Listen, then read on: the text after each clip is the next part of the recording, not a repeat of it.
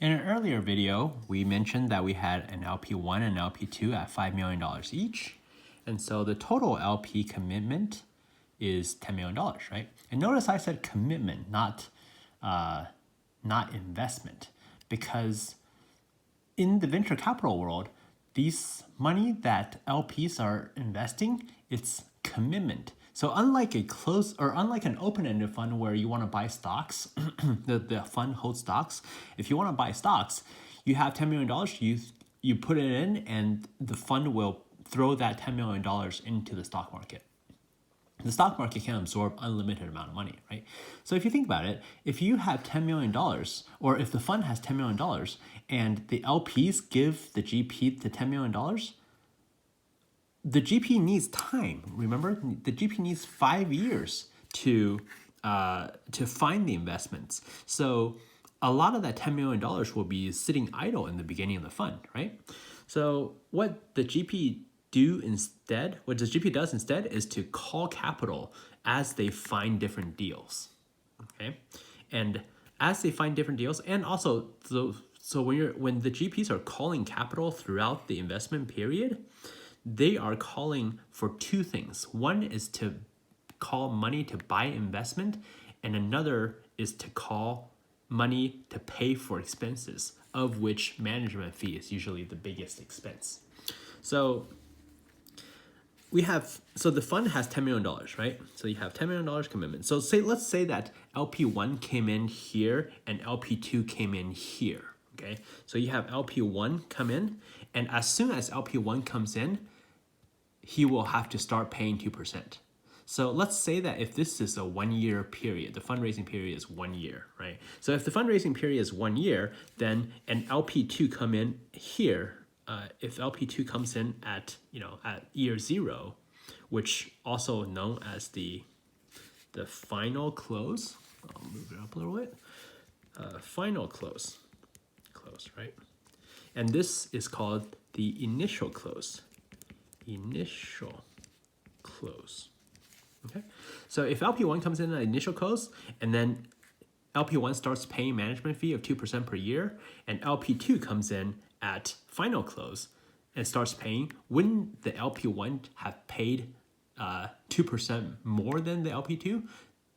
That would not be fair, right? So the LP2 needs to catch up. The LP2 needs to start paying management fee since the initial close.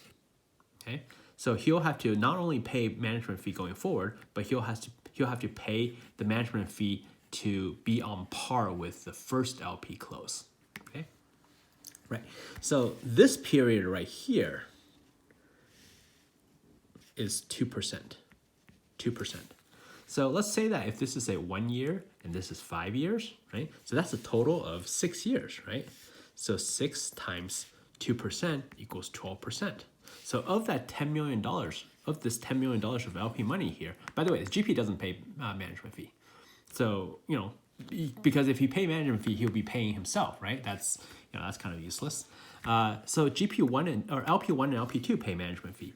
They pay 6 years at 2%. That's 12%, which is 12% of $10 million is what? $1.2 million, right? So the hope is that they'll make that back with the $7 million in our example, the $7 million of gain. The $7 million will go back, will more than offset the management fee and any other expense, plus then some, right? So that makes sense, right? So during the initial close and the investment period, the GP is actively managing the fund. Therefore, they are charging the full 2%, right? Now, the harvest period, if you think about it from a VC's perspective, in the beginning part of the fund, the VCs are actively looking for investments. And they're going to meetings day in and day out to find these investments to put the money to use. The harvest period, as the name suggests, they're just sitting there waiting for the investments to mature, and then they're going to harvest it and sell it, right? So the LP is going to say, okay, here you're not really doing anything. You're just sitting around and waiting. So do you still, should you still earn the 2%? And the answer is no. As time on in the harvest period, the management fee percentage ramps down. And there's two ways to ramp down. One is, a steady ramp down. So like, for example, you're starting from year 5 to 6. So year 5, after the 5th anniversary, you can have a quarter. What I've seen is that there's like a quarter step down. So instead of 2%, you'll have a, from year 5 to 6, right, to 6, you'll have, instead of 2%, it'll be 1.75%. And then, from year 6 to 7, it'll be 1.50%. And then from 7 to 8, it'll be, 1.25% and so forth, right? And usually it stops somewhere. Usually, I've seen it stop here, I've seen it stop here. It's not gonna go down to 0. Because if it goes down to 0, then, so back to the question, where does this management fee go? The management fee goes to the management company. And then in the next video, we'll talk about how that interaction works.